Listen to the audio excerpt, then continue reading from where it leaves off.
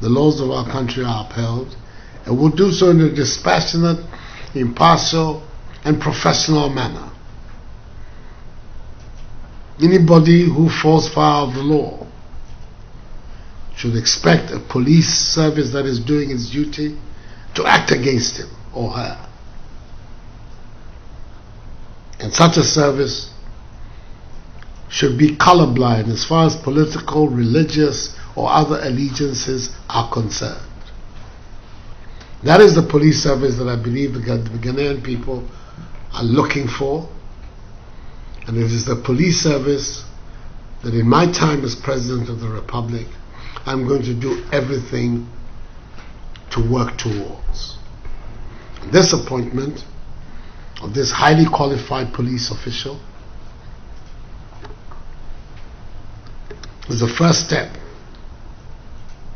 that I'm taking in that regard.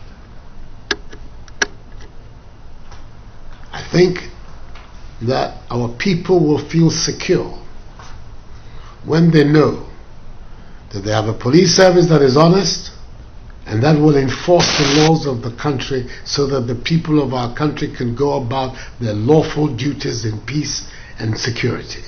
They will not be subject to unnecessary harassment, and they will be protected against wrongdoers. That's the purpose, and that is the goal of any decent, efficient police service. And so, Commissioner of Police David Asante-Apeatu, through you to the people of Ghana and to the Council of State that is in the process of being constituted, I'm introducing as the person to act as IGP until the constitutional processes are complete. I want to be the first to congratulate Commissioner of Police Asante-Apeatu on your new undertaking. And may God be with you. Thank you. And that you do your best for all of us. Thank you very much. Thank you very much for your indulgence and presence here. Thank you, sir.